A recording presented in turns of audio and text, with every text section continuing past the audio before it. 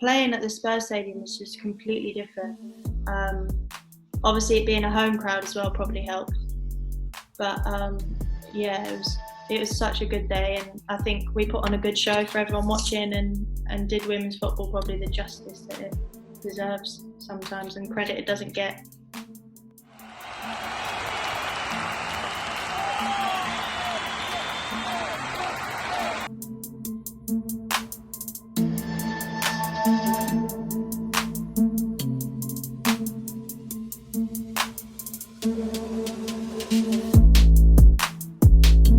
FOOTY 258 back again. This time we have a very special guest. She's had a career where, she played for a lot of teams, a lot of experience. She's also played abroad. Today we have Tottenham Hotspur forward Rosella Ayane. How you doing? Hi guys, yeah, good, thank you. How are you? Yeah, I'm good. Obviously, I changed the scenery here today, so you're the first guest that I have doing this outside. Obviously, you can tell by the time zone that it's a bit darker where you are, light where I am. So, now it's good. So just to speak about what have you been doing during quarantine and things like that. I know it's a generic question, but the people probably want to know what you've been doing. I mean, I've not been doing anything particularly interesting, if I'm completely honest. I've started getting into reading, which has actually surprised me, yeah. I wasn't keen on books and things before lockdown, but when you have as much time as you do, you get into new things, I suppose. And I've been reading this book called Good Vibes, Good Life. Okay, what's it about? It's about self-love and positivity. And if you asked me before lockdown about anything like that, I probably would have just shrugged it off. Mm-hmm. But obviously, where I've had so much spare time, I gave it a chance. It's actually really, really good. If you've ever got spare time, I recommend it. Yeah. So during times like this for footballers, we both know that you come home from training, you're exhausted. You're probably just more focused on eating, recovering, and then just having some downtime to do what you want to do, like Netflix and stuff like that. How has this time impacted you, and opening up your thoughts and being open-minded to think outside the box and try different things? Yeah, I mean, as you said, when you get home from training, you're so tired, you literally don't want to think about anything. You just want to chill. You don't want your brain to be doing anything extra. And that's where I think lockdown is really, as I said before, if you asked me to read a book like this before, I would have just told you where to go. But now, obviously, where I've got so much time and I've got more energy and stuff like that, and I'm willing to do new things. So it really has. I was joking with my best friend before that I've changed into a little positive hippie, but I think lockdown has actually really, really helped my mindset in a really good way. That's good. Open up, and invest in yourself, reading, adding a lot of attributes to your artillery that you already have. So what's changed? Has your schedule changed in terms of what times of the day do you train? Because I know different teams, they train different times. Some women's teams, they train in the evening. Some train in the daytime. What was it like for you? So here at FOOTY 258, we're proud to present you with the best football-specific content. We work with many companies and many ballers to give you, the viewers, the best content possible. You, the viewer, we're always looking to help you improve your skill set. In order for you to improve your skill set and for us to keep making these videos, please click the link down below and buy some equipment.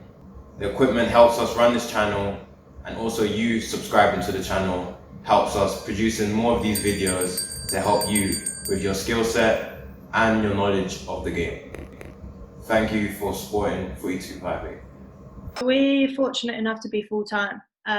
So we train in the morning, so our usual routine will be in around 9:30, 10 for prehab. Obviously this was before lockdown.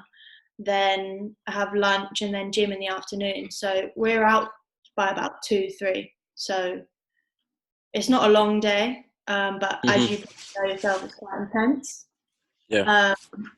So yeah, in lockdown, I've kind of been sticking to that same routine. I've been doing my session in the morning and then doing an extra session if it's a double day, like early afternoon. But where you're obviously not traveling, like everything takes it out of you when you're really doing like a full day. So I'd wake up in the morning and I'll read my book with my breakfast, for example, in lockdown. But I wouldn't do that before I had a full day at training. I don't know, it's weird. Like, It's weird, isn't it? Yeah. I don't think about it, but like, I don't know, I think where everyone's had so much spare time on their hands, like even my friends are the same as me, in the sense that you're trying new things, like you're open to doing different things, and your mindset really, really changes. I think for a lot of people, it will either be make or break for lockdown. Yeah, 100%. You know, like I think it want to be harsh, but it kind of sums you up as a person if you didn't really add something to what you were doing before this, whether that be a new hobby, whether that be just different ideas what you want to do for your future, etc. But yeah, each to their own. So how was it when you heard the news that everyone has gone into lockdown, and did you ever think the season would come back? You know what? I'm such a relaxed character. When everything was going into lockdown, I was like, there's no way we'll be out by next week. Like, I didn't think for a second that it would go as far as it has. Okay. I had a lot of holidays planned in the summer, and all my friends were like, do you think this will still happen? I was like, oh, shut up, of course it's going to happen. Like, it's like 4 months away or something, or 3 months. But I think I've just taken each week because if you try to plan ahead, especially in a time like this, it's not going to help you at all. Because no one would have ever thought we're still going to be sat here in June. And we first went into lockdown maybe the end of March. I don't know what it's like for you guys in Canada, but here it's been mad.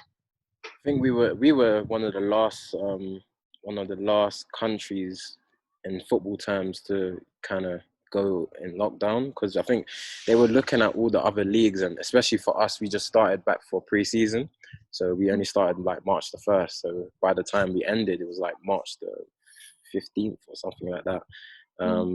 But yeah, for you guys, how do you think the season went? What were you hoping for to finish the season on? I think, considering it was their first season in WSL1, they just got promoted last season, so this was their first year in the top flight, and I joined them up when they came up. I think everyone thought we'd be in a relegation scrap, not in our squad ourselves. I think we knew what we were capable of, but I think a lot of people from the outside were like, we'll probably go straight back down, or we'll definitely be scrapping at the bottom. But I don't think once this whole season we were ever in a relegation scrap. So in that sense, it's been really, really good. We've had a great season. Obviously, it's a shame we couldn't finish it. But obviously with the points per game rule, or whatever they've said about how it will finish, we finished 7th, which for our first year in WSL1, really good. Yeah, that's a really good year. Yeah. For explain how it is for people who don't know, like we was talking about off air, how you guys train at the Hive. Do you feel like there's enough backing from the men's team to the women's team in terms of, I know the men's team's complex is crazy. They have a million pitches there. Would it be more ideal for you guys, do you reckon, to train there, or is it like a situation where you girls just say, we're going to get on with it and it is what it is type of thing? I think we have got backing from the men. I think it's evident in what we've had this year and the way they've supported us this year. We played at the stadium in front of 40,000 people, I think it was, and that in itself shows that they're backing us. I mean, of course, it's got to be step by step. You're not going to get everything given to you at once. So you've got to be realistic, and whatever the situation, you just need to get on with it, to be honest. Like you said, playing in front of the crowds like you have. I see a picture on your Instagram. I was playing the new stadium. How was that experience playing there? Honestly, it was literally incredible. Like, I don't know how to put it into words. Like, the stadium is just like, I don't know how, if it's built a certain way or Yeah, what it is. It's weird because like when you step on the pitch, it's so intense compared to other stadiums. I think a month before, maybe 6 weeks before, we played West Ham at the London Stadium, which was also incredible. Obviously, in the women's game, you don't really get many experiences like that. But I don't know. I don't know if it was the running track around the outside or what, but playing at the Spurs Stadium was just completely different.